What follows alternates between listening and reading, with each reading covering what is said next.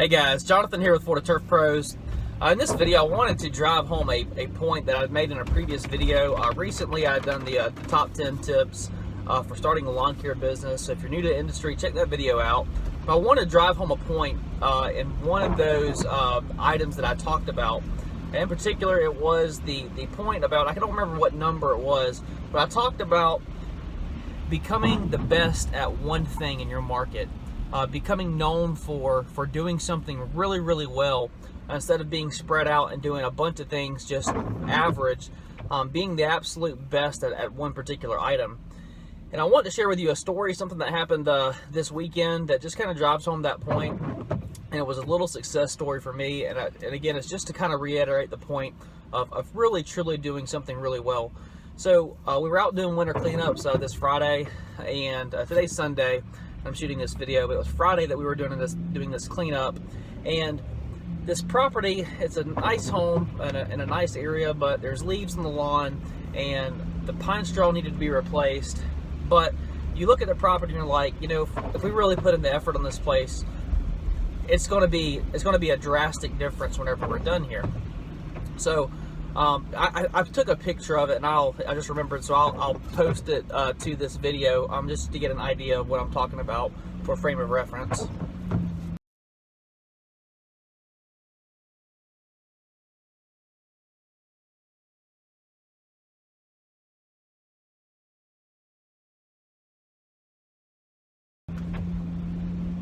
So that's kind of the before and after, you know, of what we did there. My point is this: I ended up leaving that property without putting out my 5-rounds and my 7-rounds. And my thought was, well, it's the winter time. I'm not really marketing right now. I'm just trying to get through these winter cleanups. But I stopped myself. I was about a mile away from the place, and I stopped myself, and I almost got mad at myself, and I said, this is ridiculous. Like, there's no excuse for me not at least putting out. It would have taken 45 seconds to put my 7-rounds around. So I drove back. You know, I drove back and I said, I'm putting these out, and I'm just going to set the tone early this year, and we are committing to doing this. So I went ahead and I put my 7-rounds out, and I started to get back into my truck. Well, right as I was about to close the door, the homeowner across the street is pulling up into his drive, and he jumps out of his vehicle and he yells across the street, "Hey, did you do that yard over there? Is that your yard?" I said, "Yes, sir, it is." Well, he said, "You want to take over my yard?" And I said, "Absolutely." So I went up to him, we started chatting, opened up that dialogue. Come to find out, he had been looking at our property that we had been doing, you know, over there all last year, and he said that he was never really happy with his lawn care service, and he always felt like the job that we were doing on this property was better than his lawn care service was doing on his property. Okay, so, I mean, stick with me here, guys. So I go and I get into my vehicle, and I'm just about to shut the door again when the homeowner to the left of the property that we just did, she pulls up into her drive. Guess what she does? She yells out across the drive, "Hey, can you chat real quick?" "Yes, ma'am." She said, "Is this your property over here?" I said, "Yeah, that is. We take care of this home." She said, "Can you make my home look like that?"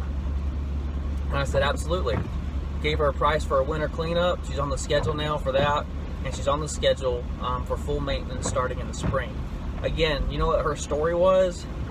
I've been looking at y'all's work over there all year, and I meant to be getting contact with such and such, which is my homeowners, about who do they use for lawn service. She said, I was never really happy with my lawn service. All right, guys, here's the point that I'm driving home. The other company that was taking care of that one across the street,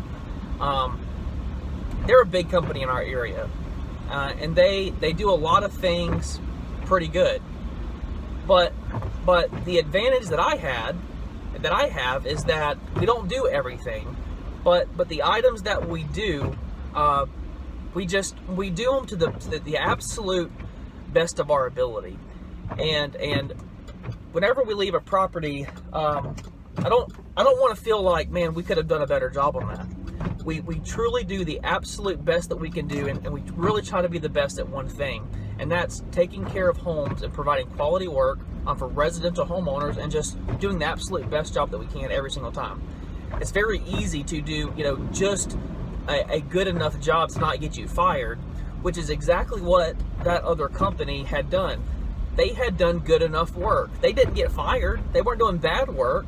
They had just done good enough work to not get in trouble with their client.